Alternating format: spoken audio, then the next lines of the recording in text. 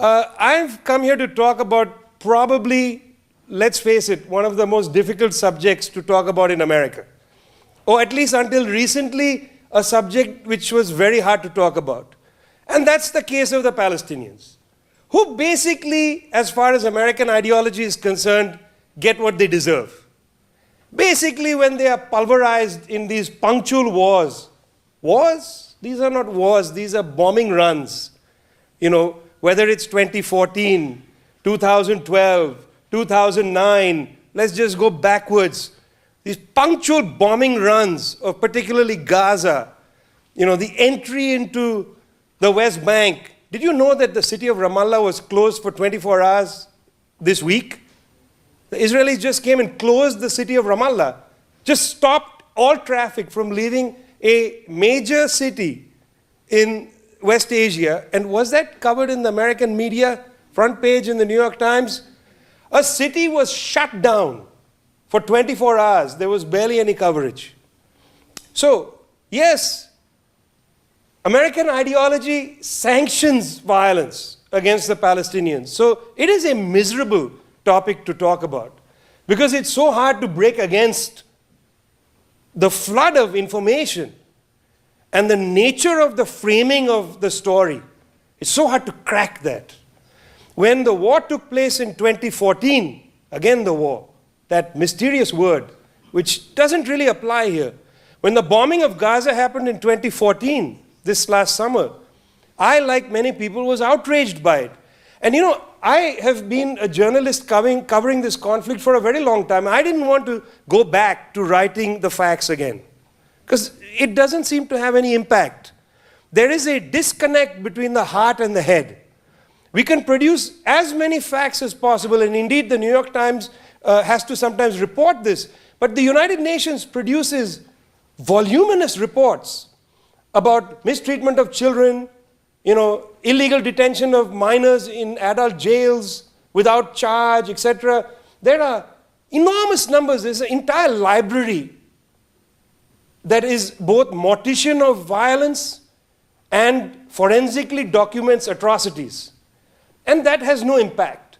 So this was the first time in this war I felt as a writer, I am not going to write a book that says these are the atrocities. I called all my friends who are brilliant, who are artists, who are poets, and I said, please help me. I need you to help me put together a book that reconnects the heart and the head. We need to short circuit the heart and the head because they are disconnected. And I can tell you, I called very sophisticated people with great careers, Juno Diaz, Teju Cole, Naomi Shebab, you know, people who have big careers and in an earlier time might have said, I'm with you, friend. You know I'm with you. You go out there and you speak, and I'll call you tomorrow privately and say you did a great job. But I don't want to come there with you because, you know, we have things to protect. And you are an idiot and you don't seem to care about protecting your career. So you go ahead. But we're not. This time, almost universally, they said, I'm here. And I'm very happy to say, if you look at the book I edited called Letters to Palestine, the foreword is by Juno Diaz. And it is perhaps the best piece of writing he has done politically, except when he writes about Haiti and the Dominican Republic, which I really, if you haven't read Juno's writings on the racist treatment of Haitian labor in the Dominican Republic with the complicity of Washington, D.C., you must read it. Don't just read Juno's novels and laugh because he is a funny writer. Don't just read his short stories and enjoy them. Read what his emotions lead to or come from, one and the same. They come from a very deep sense of politics. His foreword is called Americans Are So Deranged About Palestine. Now, you know, anytime for a long period, anytime I would talk about Palestine or Israel, somebody would ask me a question about being an anti-Semite or how I'm, you know, evasive about Palestinian violence, that kind of thing. This week in the New York Times, Ban Ki-moon, UN Secretary General, published an op-ed whose title is very important. His title is, Don't Shoot the Messenger, Israel. Don't shoot the messenger, comma, Israel. When Ban Ki-moon gave a speech saying the knife attacks in Jerusalem and in other parts of occupied West Bank and into 48 Israel, when knife attacks have been happening, there's been enormous number of violent extrajudicial killing. In other words, when there's been no perceivable harm from the person carrying a kitchen knife, they've been shot 5, 6, 10 times, etc. Ban Ki-moon gave a speech about this, saying that I'm concerned about the extrajudicial killing, the use of force. And then he also said that you cannot occupy a people and expect them not to have this reaction. By the way, this is in the UN Charter, Article 51, the right to resist. If you are occupied, you have the right to resist. This is in the UN 1960 Declaration of Colonization and Decolonization, where again, the right to resist was affirmed. Ban Ki-moon merely was sitting at the standard of UN statute saying, you cannot occupy a people forever and not expect them to resist. In my introduction here, I say, if you put a pillow on somebody and start to asphyxiate them, you cannot expect them to lie down and take the asphyxiation quietly. They will kick, scratch, bite, do whatever they can to survive. Because the human instinct is survival. These are 13, 12-year-old children who are coming at people equally, in some cases, let's use that word, innocent, and trying to attack them. But they're 12 years old. What's going on here? Ban Ki-moon said, the occupation is to blame for this. Let's find a way out of the occupation. Reasonable statement. He was attacked, pilloried. So he took to the New York Times to say, don't shoot the messenger. I'm coming here to give you an understanding of what's going on. I'm trying to teach you, give you a different opinion. It's not merely that the Palestinians or Islam or whatever is violence incarnate. Islam is the religion of violence. Palestinians are the people of violence. These are not useful narratives after 60 plus years. How many more years are you going to continue this narrative? I'll come back to that in a minute. He was attacked and he said, don't shoot the messenger. Now, this is an important place we are at, where even somebody like Ban Ki-moon says, we should have space to have this conversation. Why is it that I start to speak and you say, get him out of here, he is the wrong person because he hates Israel. And hatred of Israel, therefore, is tantamount to anti-Semitism. This is a very problematic set of associations, where the discussion is closed off because the discussion itself is seen not as just merely prejudice, but as racism, as cognizable. I recently wrote a piece in a newspaper in Massachusetts, the Daily Hampshire Gazette, where I wrote about the children being killed, Palestinian children, 130 Palestinian children killed in the last several months by Israeli security. And I was attacked by the local rabbi who took to the thing saying that, once again I'm demonstrating that I behave badly, essentially. And he took the higher ground, which is to say, everybody needs to find a solution, the liberal position, everybody's good, everybody's bad. But there's an occupation here. And the great disagreement between him and I is that he doesn't believe there's an occupation. Or at least his analysis does suggest that there is no occupation. That this is perhaps, and I'm not saying that this is what that gentleman believes, but others say it openly, that there is no occupation of these lands because these lands are actually given by God to the Jewish people. Therefore, there is no West Bank, there's Judea and Samaria. There is no occupation. Therefore, how can you say the occupation or the law of occupation comes into play? Do you understand? If you deny an occupation, then you say all these statutes that Ban Ki-moon talks about, Article 51, these don't apply because there's no occupation. So one of the big gulfs is between those who believe there's an occupation, those who don't. Well, I got so many letters attacking me, including saying things to the place I work, he should be punished, So what I do when people do this is I often write back an email saying, thank you for your support. I write it to 500 people. I spend, it's instead of trolling through Twitter, which sometimes can be just tiring, I troll through hate mail and send back the same line. Every piece of hate mail I get, I always send back the line, thank you for your support. It drives them crazy. They write back saying, I don't support you. I know that. I'm pulling your chain. I'm irritating you. But they often will come back and say, die, you Muslim dog. Or I'm going to come and, decapitate you and put your head in your mosque. And I think, wow. You started by taking the higher ground and saying you are, or they'll say things like, you don't understand that Islam is the religion of terror. And you're trying to, essentially allow it to go through your whitewashing it. Underneath some of this critique is a great deal of biliousness, and it gets smoked out. An editor recently told me, I wish people wrote letters like that, because I forwarded a bunch of these emails. He said, why don't they have the guts to write that as a letter to the editor? Why is that merely to you? I said, don't worry, one day I'm going to publish a compilation called Hate Mail, and my classic, and the book will be called Thank You for Your Support. Now, there are two general or generic paths out of the occupation. Path one is called the one-state solution. And actually the one-state solution, in other words, where Israel and Palestine create one state in all the land that is within the jurisdiction both of Israel and the occupied territories. In fact, there is a UN resolution which is for the one-state solution, and that was from as far back as 1948. That's UN Resolution 194, which essentially, by calling for things like the right to return and such like, is enunciating a one-state approach. Currently, who is against the one-state solution? Well, actually, interestingly, it is the Israeli government which is against the one-state solution. Principally, sections of the government, not only from the far-right parties, also Likud, who believe that Israel is a Jewish state. And they will make the argument, which is, I think, a legitimate argument, which I think is problematic but legitimate, which is that Israel is a land of the Jewish people. And therefore, the state should reflect that and be a Jewish state. Now, technically, when they founded Israel in 1948, it wasn't technically a Jewish state. There was ambiguity. They used the language of Jewish state sometimes, but they also talked about minority protection, secular, many of these people were not very religious.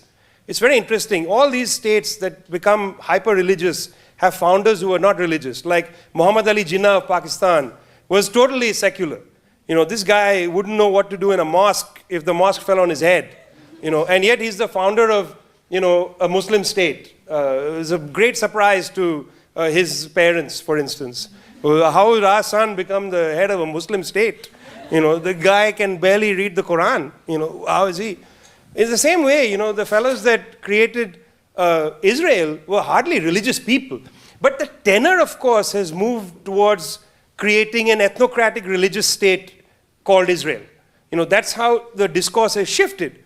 So if the justice minister of the current government has proposed bills in the Knesset to make Israel a Jewish state, well, she's the justice minister. She's not merely a far-right politician. Ayelet Shaked is the nominee of Benjamin Netanyahu. She has a very strong base. There is a constituency inside Israel that is committed to having Israel be a Jewish state. That invalidates the one-state solution. How can you have a one-state solution, which is a Jewish state, with an Arab minority who has no place actually in that state? It's a problematic concept. How are you going to convince people that they have minority rights? Okay? We don't live in a Christian country, by the way, contrary to what Ted Cruz and all these fellows keep saying. It was a Judeo-Christian country. Really, I didn't think so. Firstly, the founders of this country were all Masons. They all, why does the dollar bill have pyramids and the eye and such like? Those people weren't, canonical Christians. They had their own ideas. They were buried in places with obelisks and all kinds of interesting grave markers. These people fantasized about Egypt more than they fantasized about Christ. Their imagination was elsewhere. So let's not buy into the thing that this is a Judeo-Christian country. News to me. I'm glad Obama went to a mosque yesterday, but come on. Let's not pretend that the antidote to Ted Cruz is a visit by the president to a mosque. I want to live in a society where the state has no relationship to my religion. Not that they pander to different constituencies in this way, but anyway, let that be for a minute. There is no one state. You will say to me, Hamas doesn't acknowledge the existence of Israel. How many of you have read the Likud manifesto, the program of the Likud party? One person in the room only? What is the Likud party's geography? Anybody know? How does the Likud party understand its geography? All the way from the river to the sea. But they don't use that language. They talk about Judea and Samaria. Likud does not recognize Palestine in its program. So this one-state solution is utterly invalidated. And when they say from the river to the sea, they don't mean from the river to the sea in a multi-ethnic harmony. Okay, they have a different understanding of what the river to the sea will look like. No one-state solution. It's off the table as far as the Israeli government is concerned. Two-state solution. Now, this as well has UN validation. If you follow things like the UN, you will know that Resolution 242 talks about the two-state solution. Indeed, this is the established American position. The American government supports the two-state solution. How many of you have been to the Jordan Valley? Driven through the Jordan Valley? You've driven up the Gandhi Road. You know the road named, it's called Gandhi Road. It's named after Zivi. He was called Gandhi because he was the opposite of Gandhi. It was an ironic nickname for him. He was a far-right politician. It's called Gandhi Road. When I first went there, I said, this is Gandhi Road. Fascinating. They said, no, it's named for Zivi, who was assassinated by PFLP, when he was in the hotel room. He is a far-right politician. He is the opposite of Gandhi. You drive up Zivi Road, what do you see? All the high ground is maintained by IDF, military installations. Not all, a very large part of the highly productive valley is held by Israeli settlements. And cut off from that are Palestinian habitations, which are constantly getting demolished. How can there be a two-state solution when the land is disappearing? So the settlement policy put into practice in 1977, and this is very interesting. You may not have realized this. In 77, when the first Likud government came to power, the agricultural position was not taken by an agronomist. You'd think it's the Ministry of Agriculture. Let's find somebody who knows something about gardening, farming, at least gardening. That was my low standard. No. In the Likud government 77, the agricultural portfolio was given to Ariel Sharon. Ariel Sharon was a military officer who had had a particularly, let's just use the word controversial, career in the Israel Defense Force. They gave agriculture portfolio to Ariel Sharon. Why? To prosecute the settlement strategy. This is 10 years after the annexation of the West Bank, Gaza, and East Jerusalem. And Sharon was given the task of gobbling up the occupation. Now, this is a violation of the Fourth Geneva Convention of 1949. The two-state solution is not valid. If you drive through this area, you will realize it's going to be really hard to create two states, given that what is legitimized as Palestine post-1968 is not contiguous. You see, it will be a discontiguous state with a major security problem. Indeed, there is a security problem. You have, settlers of an occupying army living here and there. They are going to get attacked because there's frustration and anger. This is actually a security problem. I don't disagree with the Israeli government on this. But we disagree on how we understand the security problem. It is a security problem. If I was a settler in Jerusalem, I would fear for my life. Especially if I'm sitting above the Palestinians throwing garbage down on them. They're going to get angry. Or if I march through the streets of Jerusalem yelling, "Death to the Arabs," which I saw when I was there about 4 weeks ago, covering the knife killings in Jerusalem, march by, non-violent march, "Death to the Arabs, death to the..." Obviously, you're going to be resented. It's a security problem. The Israeli military, by the way, tries to tell them not to do this. But you can't open the door and then say, "Go back inside." You have allowed Pandora to roam free, or at least a box has been opened. I don't know the myth very well. I know it's a box. I don't know who comes out of it. Demons and ghouls, I guess. Not Pandora. It's like how people mistake the Frankenstein story. It's not Frankenstein who's the monster, that's his monster. Frankenstein is the guy who makes the monster. So anyway, you open Pandora's box and the ghouls are out there. So you're an English professor, you know these things. Correct, it's the box. The monsters come out. You can't let the monsters out and then say, "Go back in." They are out there now. It's very complicated. Two-state solution is gone. Where does that leave us? It leaves us essentially with permanent occupation. This is what it is. Permanent occupation back to the hilt by the United States government. Back to the hilt by the United States government. When the US government shows any daylight between its position and that of the ruling Israeli government, there is anger. Ambassador Daniel Shapiro, who is not a lefty, he's not, let us put it in crude language, pro-Palestinian, okay? It's crude, stupid language. Pro-Palestinian. I'm not pro-Palestinian, I'm pro-human being. I'm anti-occupation. I'm not anti-Israeli. I don't oppose the people. I'm against the occupation.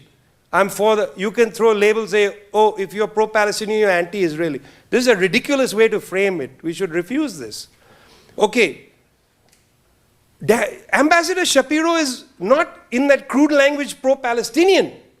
Yet, when he went to Tel Aviv to a conference and said, I don't know if you saw this, he said, I think the settlement policy, by the way, he said even things that are not the US position, because he was lighter than the US position. He said, at times, the Israeli government has a double standard of application of law.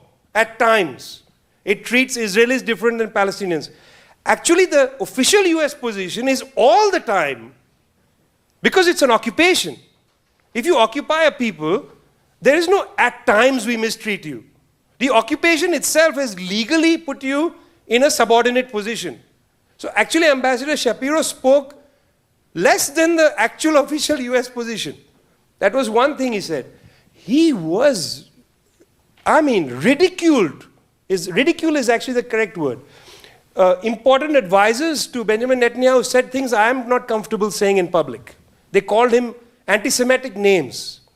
Really ridiculous treatment of a US ambassador. Now, interestingly, the government didn't do anything. If this had happened in any other country, where the US ambassador was pilloried in the press by the government, the ambassador of Israel would have been called, the ambassador would have been called in Washington, D.C. to the State Department and told, you cannot treat, by Vienna Protocol, you cannot run our ambassador through the coals like this. Imagine if there was an embassy today in Iran or in North Korea, and the government attacked the ambassador. In Damascus, Ambassador Robert Ford went to the demonstrations in 2011, in Daraa, in Hama, in Jezreel. Where did he go? He went to 2-3 places anyway. Hama, he went, Daraa. In these places, they were calling for the downfall of the regime. The US ambassador went there. Okay, which is bizarre. Imagine, ambassador goes from a foreign country to occupy Wall Street and say, we are with you, bring down the American government. They would be on a plane immediately. The government in Damascus criticized the ambassador. United States government censured the Assad government for criticizing the ambassador on grounds that he has freedom to move around. Now, he went to a demonstration calling for the downfall of the regime. It's not a question of mobility. This government officials in Israel openly attacked the US ambassador, calling him racist slurs. There was no reaction from Washington, D.C. You see what I mean by American ideology? American official position is the two-state solution, but everything is forgiven. Until the so-called facts on the ground are changed. Now, for the beginning period of the Palestinian struggle, I'm going to do this quickly because I want us to talk a lot. The beginning period, the struggle was largely the armed struggle organized by actual forces. One, the Arab armies. Both of those, second was the Fedayeen, the guerrillas. Both of these kind of struggles were well within the boundaries of decolonization practices in the global south. That is why the bulk of the global south, including the non-aligned movement, founded in 1961, backed the Palestinians because they saw the Palestinian struggle and the anti-apartheid struggle as both unfinished decolonization projects. By the 1980s, when the global south started to collapse economically for the debt crisis, etc., their confidence was declining.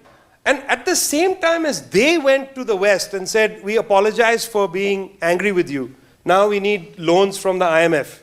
As they started to accommodate Western power, at the same time the Palestinian leadership is doing this. Oslo, the Oslo so-called agreement, what Edward Said I think quite presciently called the Palestinian Versailles, where it's a Treaty of Versailles. You go and surrender, essentially. The Palestinian Versailles of Oslo was not unusual in the global south. All countries were doing that. India did that in 1991. Went to the IMF and said, we will fly 100 tons of gold on planes to the Bank of London for a loan. Imagine that. Indian government in July 1991 flew 100 tons of actual gold to the Bank of London. Imagine. Meanwhile, the Queen is sitting on the Kohinoor, which is, you know, India should have said, you give us money and we will sell you the Kohinoor. Jerks. You stole it from us. The Queen is sitting on it. You saw the debate has come back. David Cameron, typical, you know how they talk. They'll say that it's a historical artifact. That's like if you have some racist statue on your campus, that's a historical artifact. Meanwhile, you know, in Ukraine, when in Kiev they pull down a Lenin statue, the American government cheers.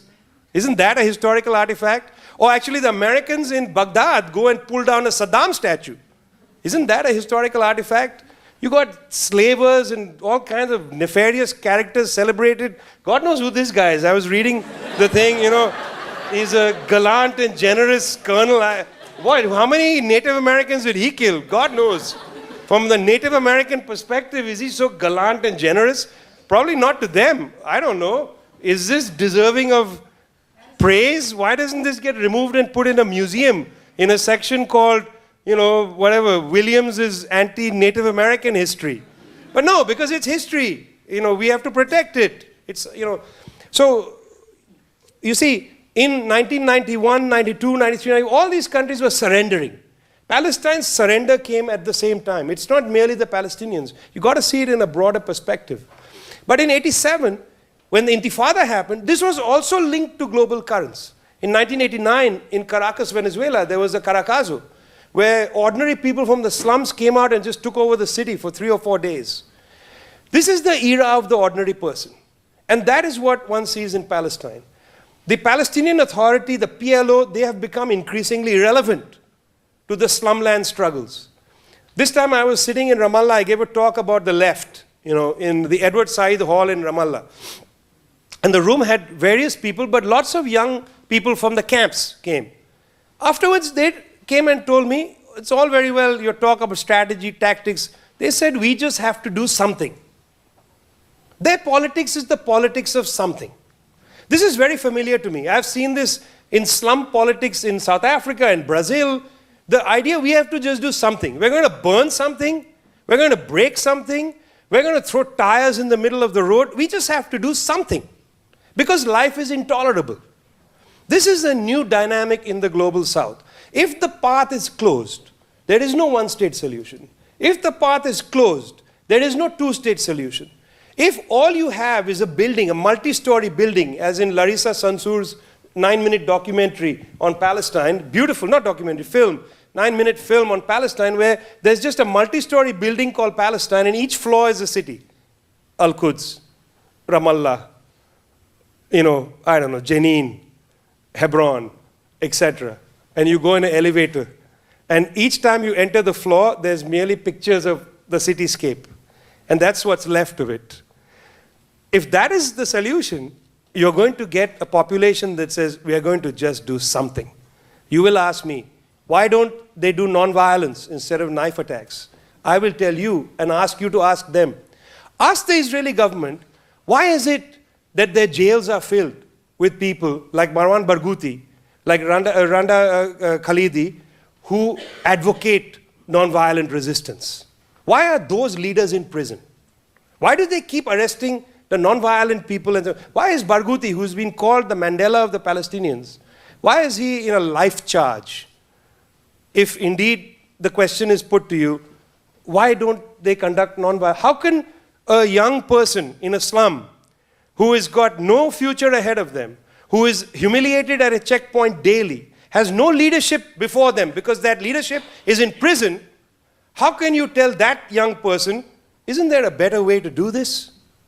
It is ridiculous. It's like going into the slums in Brazil and saying to people condescendingly and self-righteously, isn't there a better way than burning tires because after all, that harms the environment. Imagine, they'll look at you like you've come from Mars, because indeed, they live on a different planet. They live on a different planet. They are the wretched of the earth. It is time to go back and read your Frantz Fanon. In 2004-2005, 2 documents were produced from inside Palestine. The first was called the Prisoners Document. Very important and document not often mentioned, where all factions' political prisoners were able to secretly construct a document where they said it is time for political unity.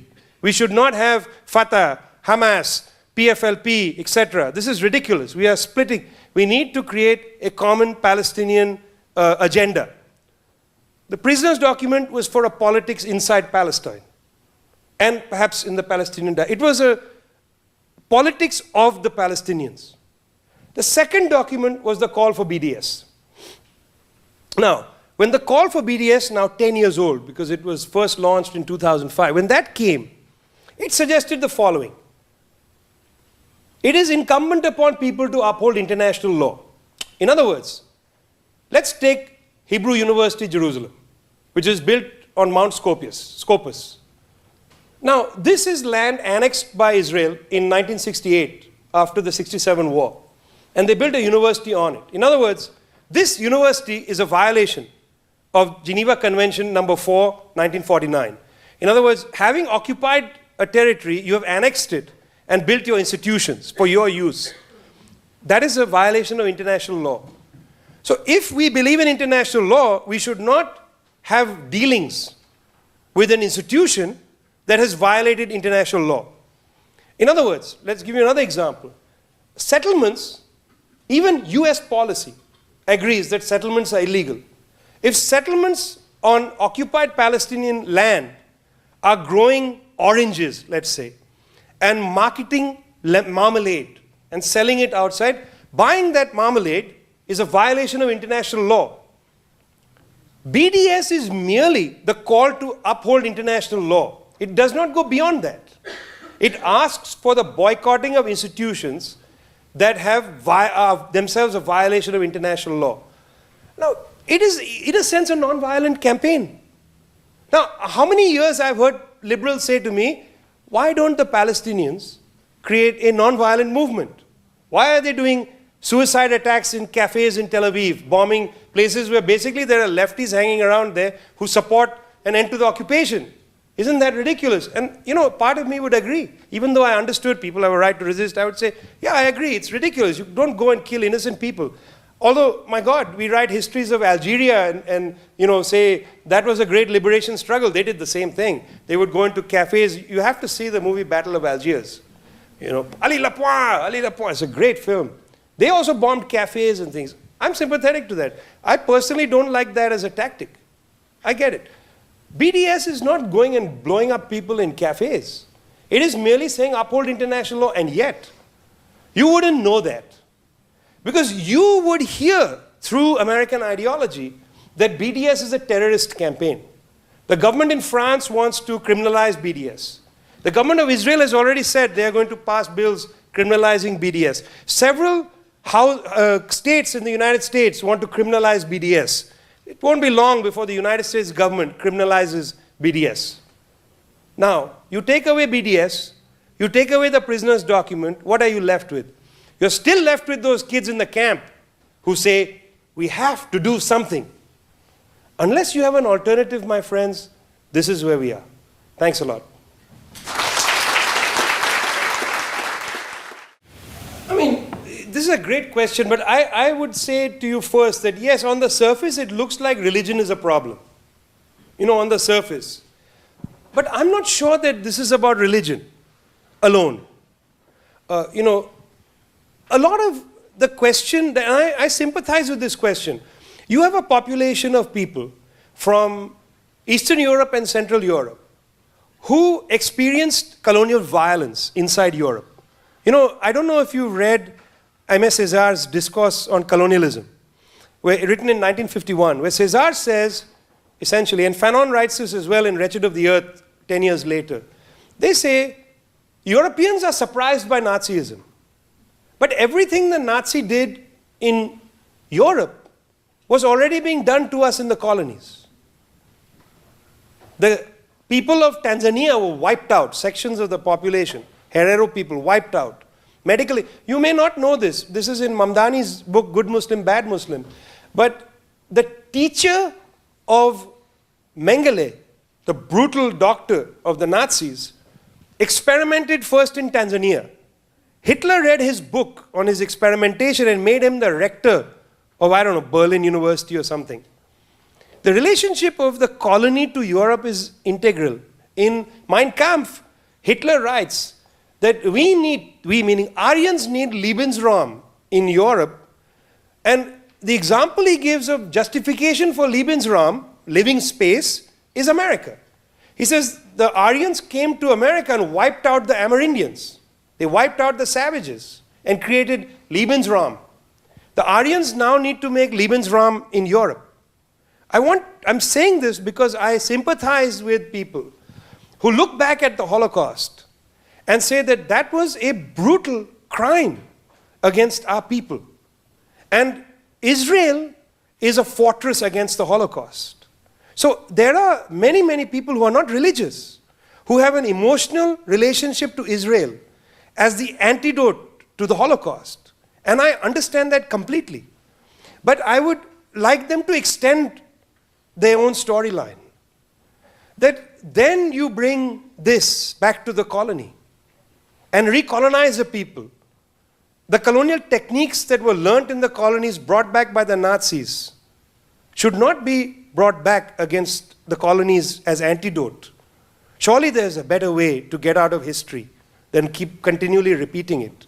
So I understand that even a lot of people who are not religious in the United States, inside Israel, elsewhere in the diaspora, have this immense feeling that the mere presence of Israel is a protection against the Holocaust or against anti-Semitism. And that is, in a sense, why a lot of the criticism against Israel is met with the argument that you are anti-Semitic.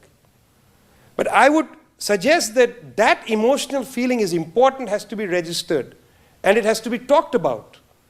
But that means that it's not merely religion that's the problem. You don't have to be merely religious to construct the idea of Judea and Samaria.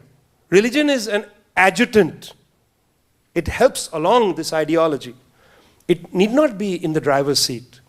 Now, I am very much agnostic about the place of religion in the world.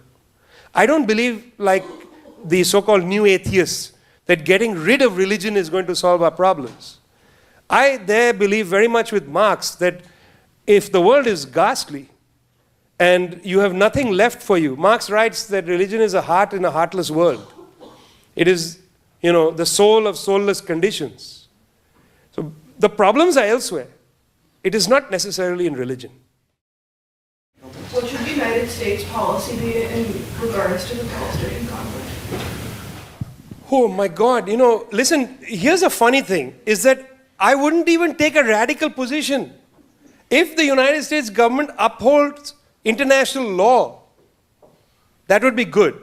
But part of that is two important checks that the United States writes. One check it writes to Israel. Everybody knows that. There's an annual bursary provided to Israel. And, I agree with some Congress people who have started to talk about the fact that if the United States government is going to write a check to Israel, perhaps there should be a caveat to it, that annually the Israeli government has to provide a report about human rights violations and whether it has done anything to improve the situation. It's I think, a very good demand. That if we're going to write you $1.3 billion check, you need to, listen, when I write, by the way, I've never received a grant. Last grant I got was in 1992. But I gathered from those who have to write grants, they have to then write a letter to the grant person on their knees saying, I thank you so much. This is how I spent it. You are the best people in the world.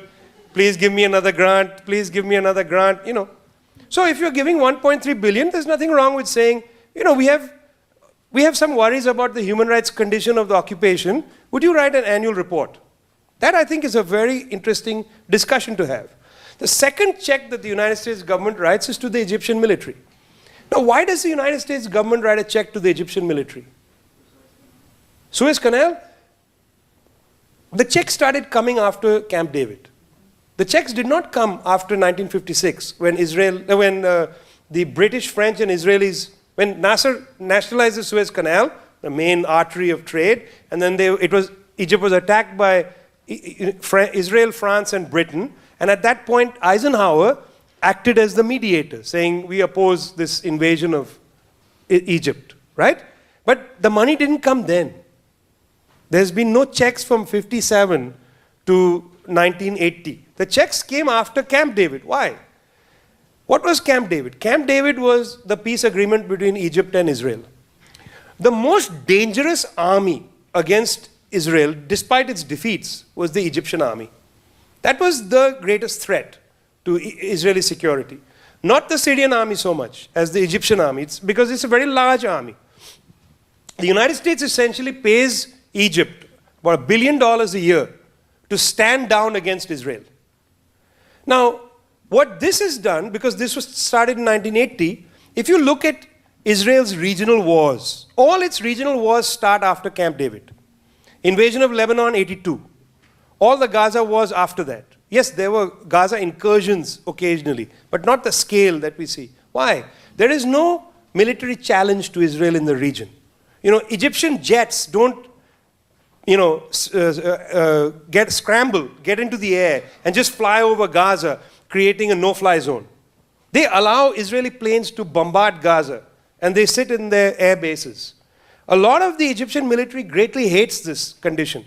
By the way, the coup against King Farouk in 1952 was conducted by Gamal Abdel Nasser and his colleagues because they were angry with the Farouk government for mistreating the military, misarming it, corruption, so that in 48 when they attacked Israel, they were defeated so roundly. They were very frustrated. So from 1980 to the present, Egyptian army has nurtured frustration that they have been paid off to sit back and watch Gaza being pummeled.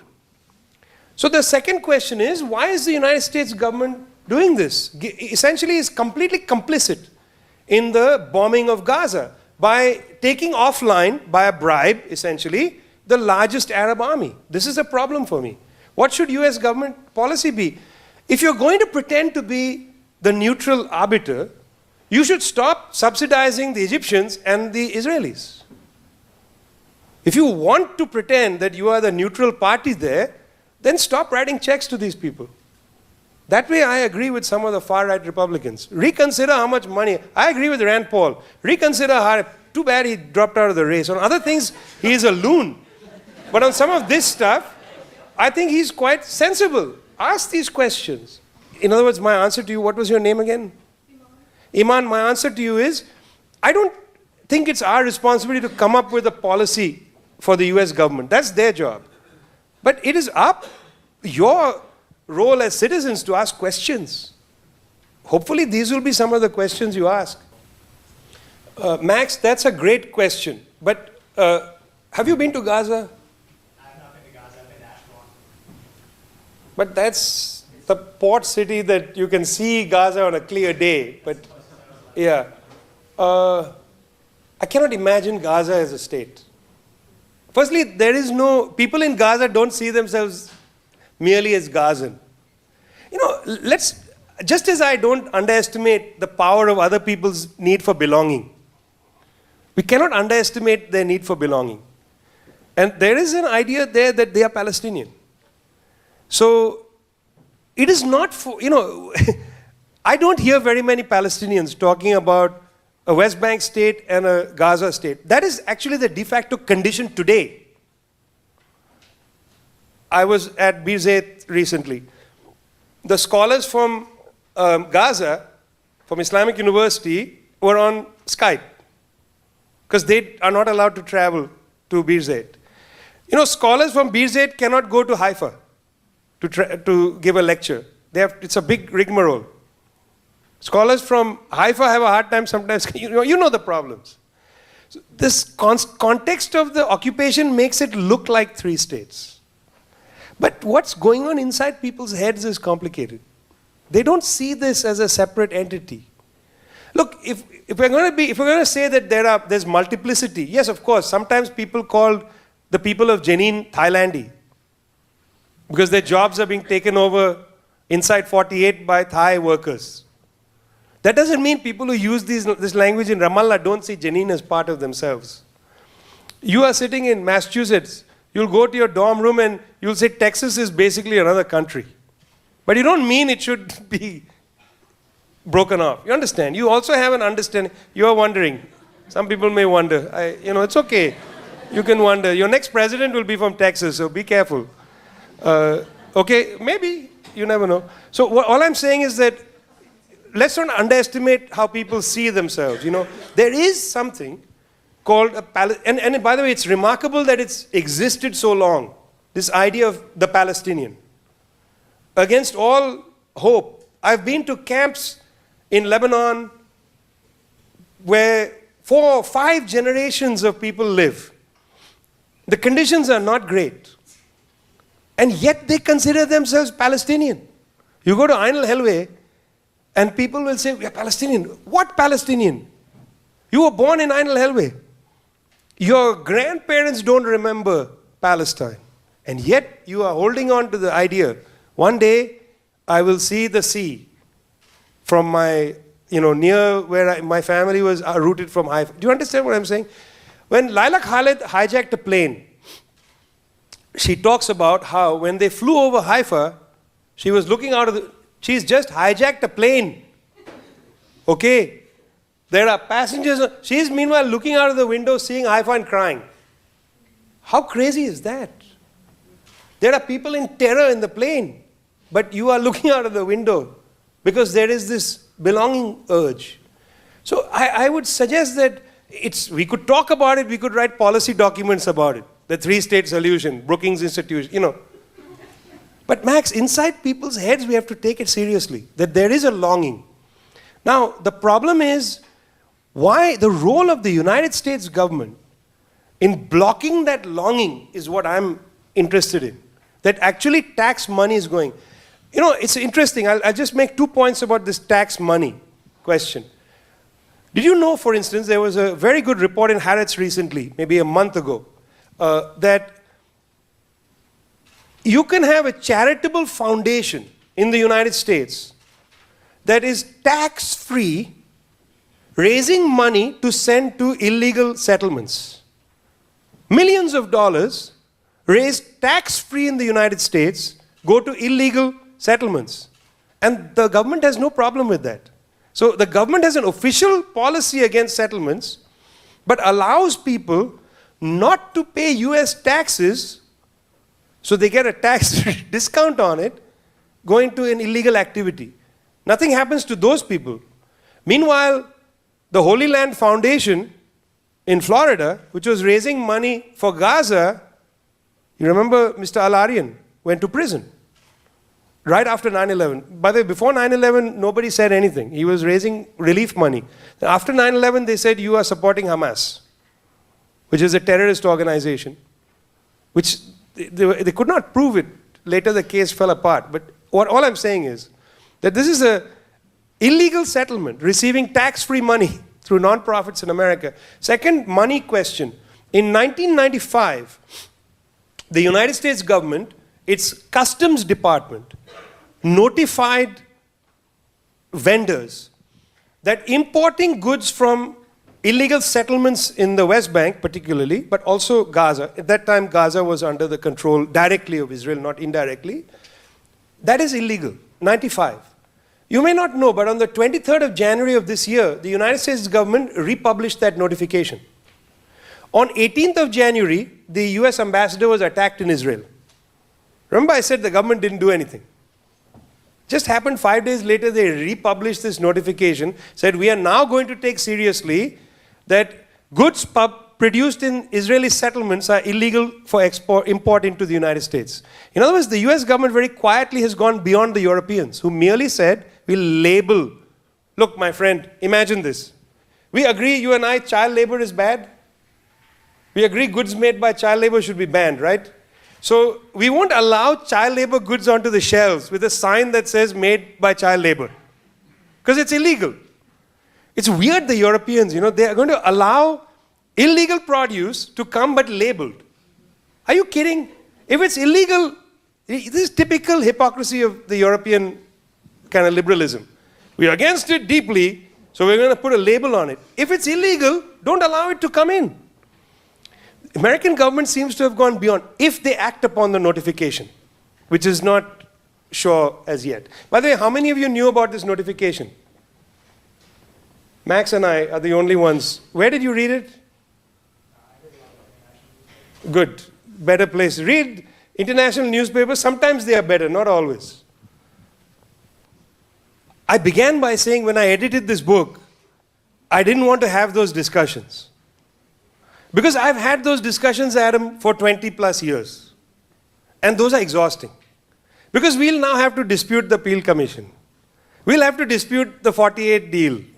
We'll dispute everything. Those are tiring conversations. We can go back beyond that. We can talk about how the so-called Oriental Jews in Jerusalem were against colonization coming from Europe because they were feeling displaced. There's a lot of narratives that are involved here. It's not that Israel offered, Palestine rejected. It was much more complicated than that. I'm not going to enter into this because we can go on for hours, Adam, and I'll throw books at you, you'll throw books back at me. We won't go anywhere. We are where we are now, Adam, and this is not good. Now, either we can continue to have a discussion about the last 100 years of who is the greater rejectionist, or we can say, what do you do today? And today the options are desiccated. So either we stand for what to do in the future, or we reject today by taking recourse only to the past. Now, I'm not saying we shouldn't have those discussions, but let those discussions not be a way not to deal with where we are today. See, because what those discussions will lead is, one position will say the Palestinians are always intransigent, and the Israelis are always giving. The other position will say, no, the Israelis shouldn't be party to a discussion. You can't colonize somebody and then say, let's have a conversation about how much land you should have. Do you understand? These are the two positions. There is no common ground between these positions. So this goes on for hours and hours. So I would say, let's find where we can agree. If we agree that there's an occupation, see, I began by saying there is some people who say there's no occupation. There is no occupation of Palestinians. The extreme version is Palestinians never really existed as a people, right? The other position is that even if they existed, they came after God gave us the land. Look, by the way, you go in the Jordan Valley. I wrote about this in one of my reports. You walk through the Jordan Valley, you can imagine why prophets lived there. No, why is it that all the prophets seem to live in that small part of the land? It is bleak. You walk down to the Jordan River and you can imagine John the Baptist wanting to dunk people's head in there. It's so hot. Get the sweat out of your brow. Baptism is a way to keep cool. You understand? You can't have the conversation like that. We are in a particular problem here where the actual debate is not about intransigence. It's about whether people agree that there's an occupation or not. If there is an occupation, this is the procedure we have to follow. If there is no occupation, that's a very complicated place. And I'm finding increasingly, and it's not just Gideon Levy, by the way. It's not just people, Amira Haas, Gideon Levy. I'm finding increasingly a large number of sensible people in Israel recognizing that either this is permanent or it has to end. In other words, the right is now openly articulating the permanence of the occupation. Okay, there are many who have done that. And increasingly some sensible people are saying, no, it has to end. This is a very interesting place. But yet there are people who say there's no occupation. That is the nub of, I think, the problem. Intransigence is, I agree with you, an important discussion. But how many times have you had this conversation? Yes, exactly. Yeah. Zionism is an interesting ideology because it is political. And like... It's mostly not religious, I guess is what I'm saying. And so Well, but these are, religious groups are interesting. Because how many of you have had this conversation? I don't follow the religion, but I follow the culture. I grew up as ex-Muslim, you fill in the blank. But so I'm not religious, but I like the culture. We all have that conversation. The cultures we have inherited from our ancestors are saturated with religion. You cannot not have that. That's where we've come from, for whatever reason. So we have this problem where we have our religious boundaries are also cultural boundaries sometimes. Okay? So that you can say, look, I'm not a practicing X, but that's my identity. So this is our inheritance. We've inherited very complicated cultural histories that are in many cases filled with religious tenets, ideologies, religious history in them. We celebrate religious holidays. Why do we do it? Because we feel good. We feel alive. We feel connected to the past. These are important things. People can't be cut off, deracinated completely. Even the most deracinated people sometimes cry in the middle of a ceremony. They go to a mosque, they go to a synagogue, and they feel moved. They see somebody and say, she looks like my grandmother. These are emotions that are important to have.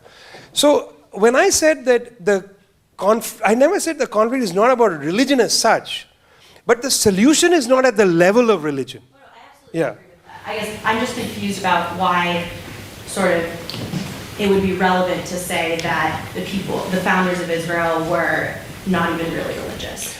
Yes, but the point I was making was that today when the debate is that Israel is a Jewish state, when the justice minister says that, Netanyahu says that, etc. They have, how many? 2 or 3 times they've attempted to do that in the Knesset, put bills through, define it as a Jewish state. The reason they have to do that is that the founding it was not established. In the same way as in the 1970s in Pakistan, they had to establish that this is a Muslim country. So under Zia's dictatorship, they had to actually establish that Sharia law is the highest law. In Egypt, they had to rewrite the constitution in Magnus, 1971. What does Sadat say? He says that I am the believer president. It's in 1971 that he has to do this. Because at the so-called founding in 52, 53, when the free officers came, they didn't say this is a Muslim country. They had to do. So that's the reason why I think it's important to have this conversation, is that it is not a settled question, which is why the one-state direction is not entirely foreclosed. It is a debate. And by the way, when you arrive in Tel Aviv airport, just as a thought, what do you think are the top 2 languages you confront in Tel Aviv airport? Not English. Hebrew. Arabic, you're crazy. Russian. The top 2 languages in most of Israel is Hebrew and Russian. And then, of course, English is there. Everybody working at the desk on Saturday and Friday, the Sabbath, are all Russian, new immigrants from Russia. You see what I'm driving at is that what we understand as Israeli society is also a place in flux. Oh, absolutely. Yeah. So in that sense, the question of establishing it as a Jewish state is from a place of great political anxiety, because they think they are losing the country as well, right? And so that's why when I said that the one-state solution is foreclosed, I don't think it's permanently foreclosed. Two-state solution is completely foreclosed. How can you create a two-state by come on, it's ridiculous. The Chinese government, Xi Jinping, the president of China, went to the Arab League last month and said, East Jerusalem is a part of Palestine. This is, can you imagine the Israeli government allowing Silvan to be a part of Palestine? Can you imagine the Israeli government allowing the old city to return, forget Jordanian overseership, to Palestine? No way. The Chinese president said that at the Arab League, established that. I don't see it happening. I don't see a two-state solution being possible. Elizabeth, you asked me a question close to me because I'm part of the academic and cultural boycott. Now, in the book that I edited, Alex Lubin has a superb essay called The Academic Boycott of Palestine. Let's first face that. I mentioned earlier that Palestinian academics in Islamic University, Gaza City cannot communicate even with academics in Ramallah, academics at Hebrew University. They have no way of communicating. They live, listen, this country is absurd. This area is absurd. It's a bloody 1 hour drive. From Ramallah to Jerusalem should be a 15-minute drive. It's maximum what? 15 kilometers, 13 kilometers? You should be able to drive there in no time. It can take 4 hours to get through Kalandia. Sometimes you go around 30 kilometers here, 40 kilometers there to come. It's ridiculous. So what Alex writes about is how Palestinian Academy is in a state of boycott. Palestinian students are boycotted. I don't know if you've had this example here, but we have invited Palestinian scholars, visa denied. Exit visa denied by Israel. We've admitted students from Gaza, one student to, not my college, but I've helped other people find students to come. No exit visa. So let's first establish that the boycott of Palestinian higher education is almost complete.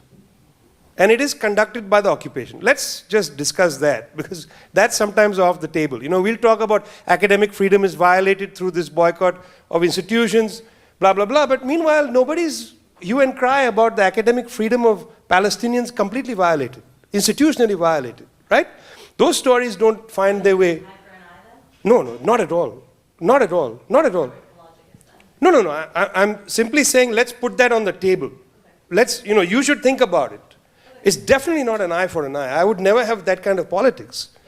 The politics is very simple. As I said earlier, institutions that are built on occupied land, and Scopus is the best example of this, is one. Secondly, institutions inside 1948, like for instance, what is it called? Techniton, Institute of Technology, that builds devices that are used in the occupation. Those institutions, I think it is fair to ask questions. How do you tackle, like for instance, you will do a divest movement of fossil fuel companies. In other words, you're using your money to go after a fossil fuel company. Now, what about the free speech of the fossil fuel company? Why should you intervene in commerce? Why don't you let Williams College freely invest for the best return? That seems to me the most logical thing. Let the market decide. Why are you injecting morals into the climate debate? So then do we not draw a distinction between the academy and sort of corporation? No, I'm asking you a question. You have these divest, you're wearing a divest Williams sticker. There are discussions all across the country about divesting from fossil fuels. This is somehow legitimate to have as a discussion. We have a certain politics. We want to extricate ourselves from carbon. Now, by the way, there's no UN statute which says that carbon is illegal. So actually, the divest Williams is a low standard. You are merely moral. You are not on the track of legality. This is merely moral and aesthetic. I oppose carbon because I'm cool, and I read Naomi Klein, and I'm depressed. Sorry, where's he gone? Oh, he's asked his question and gone. That's very undignified behavior. Better tell him that. Who's his friend? Yeah, tell him. Okay, you get my point though. This is a merely moral standard. The BDS position is not merely moral. It's about upholding international law. If you don't accept that this is occupied land, then you need not follow the BDS principles. If this is occupied land, it violates the 4th Geneva Convention. You shouldn't have truck with it. That's what it is. So that's why it's not an eye for an eye. Nobody's saying because the Palestinians are boycotted, we should boycott them. I would never take that position. No. I was merely, for context's sake, saying when we talk about the academy, let's also talk about the Palestinian academy. How many times have you heard a conversation about the Palestinian? Never. Right? So that is why I would say that A, you must contextualize it in terms of intellectual production in the region. And secondly, I would ask the question, if you think it's okay to boycott anything, then why is this especially abhorrent? I would say, in fact, the opposite. That here you have a legal obligation. With this thing, it's merely moral. And on that note, my friends, thank you very much.